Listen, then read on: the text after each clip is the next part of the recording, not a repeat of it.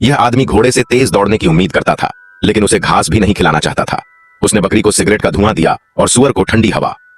आखिर में, क्योंकि उन्होंने पूरी सर्दी में 1 भी किलो वजन नहीं बढ़ाया, उसने उन्हें भेड़िए का रात का खाना बना दिया। भेड़िया यह सुनकर खुश हो गया और घोड़े से कहा कि अपने मालिक की बात मानो ताकि वह पेट भर सके। घोड़े ने कहा कि वह बहुत दुबला पतला हो गया है और उसे पहले घास के मैदान में जाकर खुद को मोटा करना होगा, तभी वह स्वादिष्ट लगेगा।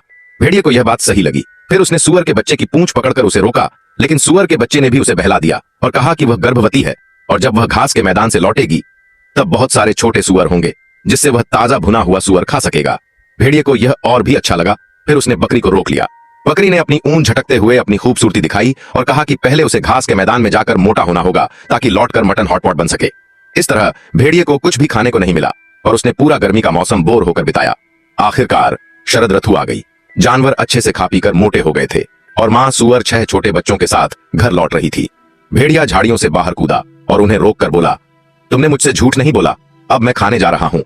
मां सूअर ने जल्दी से छोटे सूअरों को अपने पास खींच लिया और कहा, ऐसे कच्चा खाना अशुभ होगा, उन्हें पहले पादरी से आशीर्वाद दिलाना होगा। भेड़िए ने उसकी बात मान ली और उन्हें गांव लौटने दिया।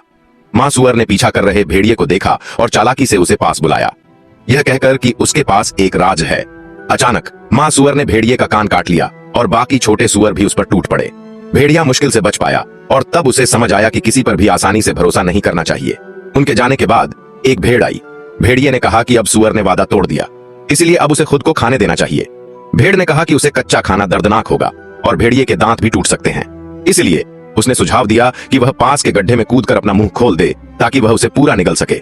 भेड़ पीछे हटी और तेजी से दौड़कर अपने सींग से भेड़िए को जोरदार टक्कर मारी। अब भेड़िए को समझ आया कि सिर्फ इसलिए कि कोई गड्ढा दिखाए उसमें बिना सोचे समझे कूदना नहीं चाहिए। फिर उसने घोड़े को देखा और कहा कि पहले के जानवरों ने अपना वादा नहीं निभाया। घोड़े ने कहा कि वह बहुत ईमानदार है और कभी हमला नहीं करेगा, लेकिन उसने गांव के लड़के से वादा किया था कि वह आज उसकी दुल्हन की सवारी करवाएगा। भेड़िए ने सोचा कि इसमें कोई बुराई नहीं है और घोड़े की पीठ पर बैठकर गांव की ओर चल पड़ा। इस बीच गांव के लोग आंगन में ताश खेल रहे थे। तभी उन्होंने घोड़े की पीठ पर बैठे भेड़िए को देखा और सबको बुला लिया। गांव वालों ने जल्दी से अपने हथियार उठाए और दौड़कर भेड़िए को घेर लिया। घोड़े ने धीरे धीरे दौड़ते हुए जानबूझकर अपनी टांग झटका दी, जिससे भेड़िया नीचे गिर गया। गांव वालों ने उसे बुरी तरह पीटा और वह घायल होकर भाग खड़ा हुआ। भागते भागते वह एक लकड़हारे के पास पहुंचा जो लकड़ियों के ढेर में छुप गया। भेड़िया खुद ही लकड़ियों के ऊपर बैठ गया और सोचने लगा, मैं बहुत भोला हूं, किसी की भी बात पर भरोसा कर लेता हूं, काश कोई मुझे इस बेवकूफी से निकाल पाता।